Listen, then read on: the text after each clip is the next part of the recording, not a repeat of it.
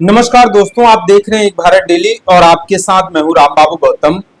आज की इस वीडियो में चर्चा की जाएगी, क्या भारत में जो दलित है वो आने वाले कुछ सालों में मुसलमान वोटर की तरीके हो जाएगा।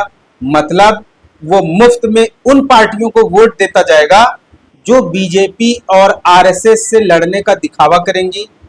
क्या दलित वोटर आने वाले समय में मुस्लिम वोटरों की तरीके मुस्लिम वोटर में कन्वर्ट हो जाएगा।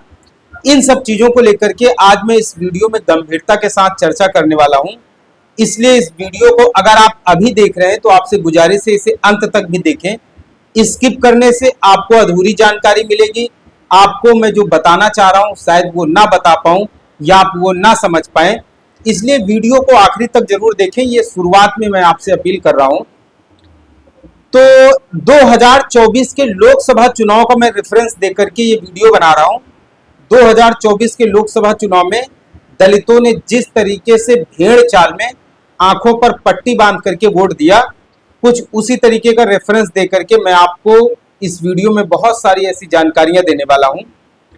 दरअसल 90 के दशक तक भारतीय राजनीति में दलितों की ऐसी कोई राष्ट्रीय स्तर पर पार्टी नहीं थी कि दलित उस पार्टी के प्लेटफॉर्म पर एक जगह इकट्ठा हो सके। और आप यूं कह सकते हैं कि 90 के दशक तक जो दलित वोटर है पूरे देश में, जिसके बारे में कहा जाता है कि कम से कम 25 से 30 करोड़ आबादी, और ये दलित वोटर कांग्रेस को मुफ्त में जो है वोट मिलता रहा दलितों का। और उसके बदले में कांग्रेस कभी कुछ योजनाएं दलितों के नाम पर शुरू कर देती थी, या आप यूं कह सकते हैं कि सरकारी योजनाओं के नाम पर दलित वोटों का कांग्रेस सौदा करती रही। और कांग्रेस जो है दलितों को डर भी दिखाती रही, क्योंकि कहते हैं कि जब भी कोई काम करवाना होता है तो डर जरूर होना चाहिए, और जब भी एक सौदेबाजी होती है तो एक डर की सौदेबाजी होती है। तो कांग्रेस दलित वोटरों को डर दिखाती रही कि अगर भाजपा या फिर सांप्रदायिक ताकतें शक्तियां जो है सत्ता में आई तो इससे दलितों का बहुत बड़ा नुकसान होगा। इसलिए कांग्रेस पार्टी को दलितों का मुफ्त में जो है वो वोट मिलता रहा। कभी कदार जब दलित नेतृत्व किसी प्रदेश में उभरने लगा तो कांग्रेस उस प्रदेश में दलित मुख्यमंत्री का एक चेहरा दे दिया करती थी। लेकिन दलितों को पूरी तरीके से उनकी आर्थिक मुक्ति कैसे हो सके, दलितों को जिस तरीके से वो जो है आर्थिक रूप से दलित गुलाम है, और जिस तरीके से दलितों के जीवन में जो कठिनाइयां, जो परेशानियां, जो समस्याएं हैं, उनका स्थायी समाधान कांग्रेस ने कभी निकालने की नहीं कोशिश की। और इसी तरीके से सारी चीजें चलती रहीं। और बीच बीच में कुछ दलित नेता भी समाज के बीच में आए, जैसे आप बिहार में रामविलास पासवान को ले सकते हैं। रामविलास पासवान जी को, इसके अलावा उत्तर प्रदेश में जो है उदित राज जो है इन्होंने बड़ी कोशिश की। इसके अलावा दक्षिण में कई नेताओं ने कोशिश की, लेकिन इनकी कोशिशें इनके प्रदेश तक जो है वो सिमट करके रह गई। राष्ट्रीय स्तर पर जो है दलितों का कोई नेतृत्व नहीं उभर पाया। लेकिन अब 90 का दशक जो है शुरू हो रहा था, और इसी बीच में जो है इसी बीच में बाम सेफ और DS4 बना चुके मान्यवर कांसीराम साहब अब जो है राष्ट्रीय स्तर पर जो है 90 के दशक तक काफी ज्यादा सक्रिय हो चुके थे दलितों के लिए। और एक तरीके से जो है पिछड़ी और अति पिछड़ी जातियों को सामाजिक न्याय किस तरीके से दिलाया जा सके, इसको लेकर के मान्यवर कांसीराम साहब राष्ट्रीय राजनीति के जो है फलक पर काफी ज्यादा जो है सक्रिय हो चुके थे। काफी ज्यादा उनका नाम हो चुका था, एक राष्ट्रीय पहचान बन चुकी थी। और 1984 में जब बहुजन समाज पार्टी की सरकार बनती है तो उस सरकार में माफ कीजिएगा 1984 में जब बहुजन समाज पार्टी का गठन होता है और लोगों के अंदर कहीं न कहीं जो है शासक बनने का एक सपना जब मान्यवर कांसीराम साहब जगाते हैं और उत्तर प्रदेश और उत्तर भारत को अपनी कर्म भूमि बनाते हैं, तो उत्तर प्रदेश में गठबंधन के रूप में बहुजन समाज पार्टी उत्तर प्रदेश में गठबंधन के रूप में 1995 में बहुजन समाज पार्टी जो है सरकार बनाती। और बहुजन समाज के सपनों का भारत, या आप यूं कह सकते हैं बहुजन समाज के लिए एक उम्मीद की किरण नजर आती है कि बहुजन समाज के लोग भी अपनी सरकार बना सकते हैं। इस देश में दलित, वंचित, शोषित, पीड़ित और ये तबका भी जो है सरकार बना सकता है, शासक बन सकता है, सत्ता में आ सकता है, इसका अपना शासन प्रशासन हो सकता है। और 1995, फिर 97, फिर 2002 जब 3 बार लगातार प्रयोग होते हैं तब उत्तर प्रदेश में जहां पर दलितों की काफी अच्छी खासी आबादी है, पिछड़ी और अति पिछड़ी जातियां, इसमें मुस्लिम समाज, ये सब जुड़ करके जो बहुजन समाज बनता है। और 2007 में बहन जी के चमत्कारिक नेतृत्व में और उनके शानदार जो है सोशल जो है एक्सपेरिमेंट में, सामाजिक प्रयोग में, जब बहुजन समाज पार्टी 2007 में पूर्ण बहुमत के साथ 206 सीटें लेकर के उत्तर प्रदेश में सरकार बनाती है, तो ये जब उत्तर प्रदेश में बसपा की सरकार बनती है तो इससे अच्छे अच्छों की नींद खराब हो जाती है। और बसपा का जैसे जैसे उभार हो रहा था, बसपा जैसे जैसे डोमिनेंट हो रही थी, बसपा का जैसे जैसे ग्राफ बढ़ रहा था, तो एक ऐसी भी पार्टी थी जिसका ग्राफ बहुत तेजी से डाउन भी हो रहा था, कमजोर भी हो रहा था, और ये पार्टी थी कांग्रेस पार्टी। बसपा का जिस तरीके से उभार हो रहा था, कांग्रेस का उसी रफ्तार से पतन भी हो रहा था। एक समय में उत्तर प्रदेश में एक छत्र राज करने वाली कांग्रेस पार्टी का बहुजन समाज पार्टी ने सूपड़ा साफ कर दिया। जिन वोटों पर एक समय कांग्रेस पार्टी एक छत्र राज किया करती थी, वो सब बसपा के साथ जुड़ गया। तो अब कहीं न कहीं जो है, जब 2007 से और 2012 के बीच में कांग्रेस की बहुजन समाज पार्टी की सरकार रहती है, उसी बीच में मीडिया को बसपा की सरकार को बदनाम करने के पीछे लगाया जाता है। कभी आय से अधिक संपत्ति के मामले, कभी ताज कॉरिडोर का मामला, कभी एनआरएचएम घोटाले का मामला, कभी बताया जाता है कि बसपा सरकार में पूरा पैसा पार्कों और स्मारकों पर, पत्थरों पर, मूर्तियों पर खर्च हो रहा है। आज वही पैसा जो मंदिरों पर खर्च हो रहा है, हजारों करोड़ रुपया के मंदिर बन रहे हैं, अब इसको सांस्कृतिक विरासत बताया जा रहा है। अब जो आज मंदिर बन रहे हैं और उस पर पैसा लग रहा है और उस पर सारा सरकारी तामझाम चल रहा है, अब मीडिया इसे भारतीय संस्कृति का विस्तार बता रहा है। लेकिन इसका 1/4 हिस्से से भी कम, 1/10 हिस्सा जब बसपा की सरकार में हुआ था बहुजन महापुरुषों की सांस्कृतिक पहचान स्थापित करने को, तो यही मनुवादी मीडिया उस समय बता रहा था कि बसपा सरकार में सारा पैसा जो है पार्कों में, मूर्तियों में, पत्थरों पर खर्च हो रहा था। तो कहीं न कहीं मनुवादी मीडिया ने उस समय जो बैटिंग की कांग्रेस के लिए, बीजेपी के लिए और बसपा को कमजोर करने के लिए, उस समय तो कामयाब हो गई। लेकिन कहीं न कहीं जो है दलित वोटरों पर भी इसका बहुत ज्यादा प्रभाव पड़ा।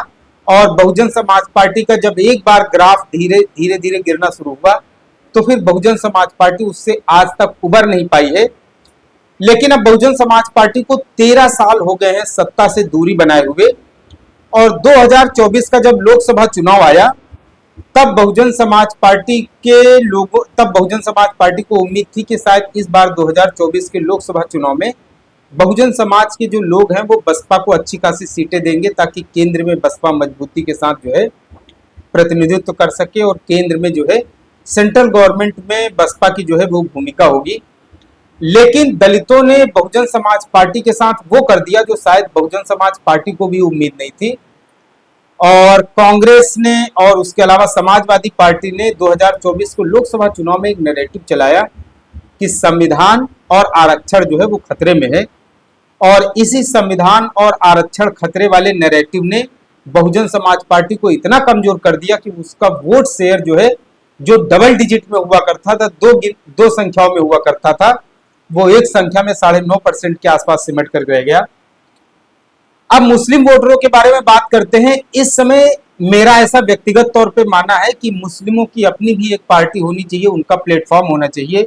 मुस्लिमों को बहुत बड़ी संख्या में अपने सांसद, अपने विधायक बनवाने चाहिए, और उनको अपने विकास को लेकर के उनका अपना उत्थान कैसे हो सकता है, जिस पार्टी जिस विचारधारा के साथ वो, जो विचारधारा उनके साथ मैच करती है, उसके साथ उनको जो है समझौता करना चाहिए और उन्हीं के साथ सरकार बनानी चाहिए, उन्हीं पार्टियों को वोट देना चाहिए। तो लेकिन हो क्या रहा है कि जैसे दलित वोटरों के साथ कांग्रेस पार्टी ने मुस्लिम वोटरों के साथ जो है डर दिखा करके उनका वोट हासिल किया, आज मुस्लिमों के साथ भी उसी तरीके की चीजें हैं। हालांकि ये सब बहुत पहले से भी मुस्लिमों के साथ हो रही हैं, लेकिन आज के दौर में और भी ज्यादा होने लगी हैं कि मुस्लिमों के सामने भी भारतीय जनता पार्टी का एक डर परोस दिया जाता है, और उसी डर को परोस करके जो है मुस्लिमों का पूरा वोट हड़पने की कोशिश की जाती रही है। लेकिन दलितों के मामले में थोड़ा स्थिति अलग है। दलितों को मान्यवर कांसीराम साहब ने पूरी जिंदगी संघर्ष करके एक पार्टी बना करके दी। उत्तर प्रदेश में बहन जी ने अपने संघर्ष से पूर्ण बहुमत की सरकार भी बना करके दी। जब 4 बार बसपा की सरकारें बनी तो दलित महापुरुषों के नाम पर स्कूल, कॉलेज, पार्क, स्मारक और बहुत बड़े स्तर पर दलितों को नौकरियां भी मिली, बैकलॉग भी भर्ती किए गए। इसके अलावा जो है बहुत सारे ऐसे काम हुए, सरकारी ठेकों में आरक्षण से लेकर के दलित जो छात्र, बहुत बड़ी संख्या में दलित छात्रों के लिए हॉस्टल से लेके बहुत सारे ऐसे काम हुए सामाजिक न्याय के, सामाजिक उत्थान के, जिससे कि दलित समाज तरक्की कर सके। लेकिन कहीं न कहीं जो है मीडिया के जरिए जो एक नैरेटिव बनाया गया वो बहुजन समाज पार्टी के लिए बहुत ज्यादा घातक साबित हुआ। तो फिलहाल देश में इस समय हिंदुत्व की राजनीति जो है पूरे हनक के साथ चल रही है। हिंदुत्व जो है वो लोगों के दिमाग में घर बसा गया है और भारतीय जनता पार्टी को अगर कोई रोक सकता है वैचारिक तौर पर तो वो सिर्फ और सिर्फ बहुजन समाज पार्टी है। अब जो है कांग्रेस पार्टी क्या कर रही है, कांग्रेस पार्टी को भी पता है कि वो इस समय गांधीवाद के नाम पर, जो कांग्रेस की पहली पहचान हुआ करती थी पहले की, उसके नाम पर, गांधी के नाम पर जो है कांग्रेस को वोट मिलने वाला नहीं है। इसलिए कांग्रेस ने एक नई वेशभूषा धारण कर ली है, कांग्रेस ने एक नया पहनावा अपना लिया है और वो पहनावा है नीले रंग का। और नई तस्वीरें लेकर के कांग्रेस पार्टी की तरफ से राजनीति की जा रही है। वो तस्वीर है बाबा साहब डॉक्टर अंबेडकर की। और भी कई सारी पार्टियां इसी पैटर्न पे जो है काम कर रही हैं, क्योंकि सबकी पहली कोशिश है कि दलितों का वोट किस तरीके से हासिल किया जाए, दलितों का वोट किस तरीके से जो है बीजेपी का डर दिखा करके, बीजेपी का डर परोस करके दलितों का वोट किस तरीके से जो है पार्टियां हासिल करें। ये सबसे बड़ी कोशिश है विपक्ष की पार्टियों की। तो इसमें कांग्रेस राष्ट्रीय स्तर पर काम कर रही है, समाजवादी पार्टी क्षेत्रीय स्तर पर काम कर रही है।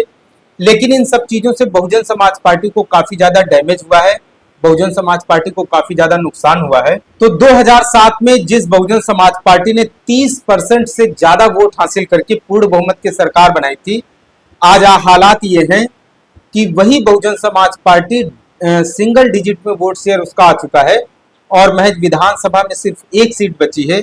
ये सिर्फ और सिर्फ दलितों की अति महत्वाकांक्षा के कारण हुआ है।